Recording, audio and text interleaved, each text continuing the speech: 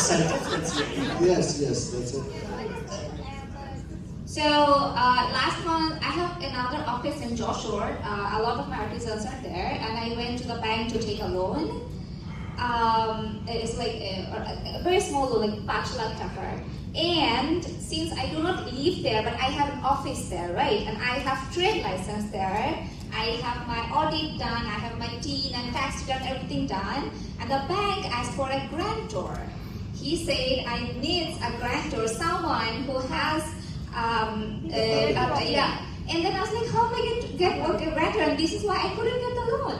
That is what they call a collateral. Yeah. You have my husband. Why? Yeah. I am my girl. Yes. Why? Gentlemen, she doesn't have a husband, she needs a loan. For my business. I know. I don't think a woman should marry because she needs a loan. Do you understand? This is not right.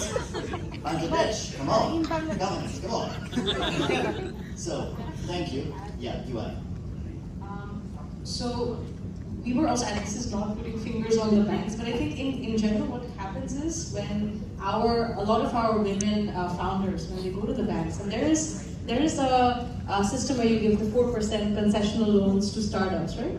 And there's an encouragement for women entrepreneurs to come forward. But the problem that they have, this is their words entirely, the bank sales agents or the RMs, they push for the other products of the bank that are paying higher to the bank in terms of interest. So they don't push for the 4% loan to the founders.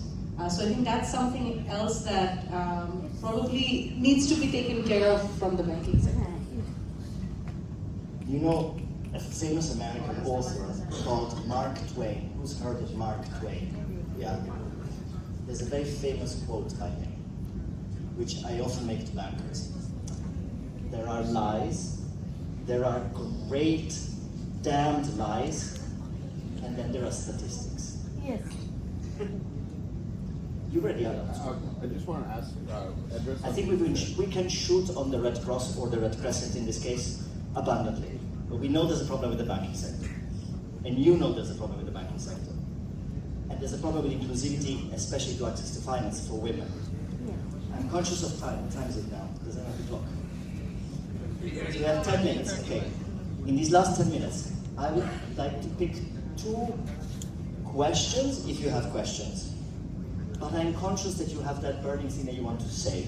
But we have the 1-minute pitch at the end of the other. Have you been rehearsing? You don't want to do it anymore? No? You sure?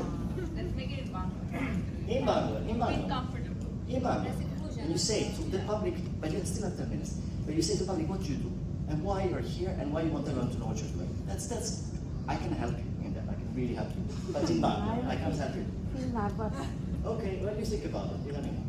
But in the meantime, anyone else that has that burning issue that they want to, let's go to the back. Oh, but you're on wheelchair, I cannot see you. The question about our training supporting system for the entrepreneur. If you think about the women, but in our society, 16% living with disabilities, persons with disabilities. Whatever thing about the social business, social entrepreneur, anything you can do something, use the terminology. But if you think about the inclusive ecosystem, this is a terminology, think about the equitable innovation. Where the inclusive entrepreneurship, persons with disabilities are missing. What do you think our panelists about the persons with disabilities? Because in this youth summit, I have only physical disabilities in here, but our 16%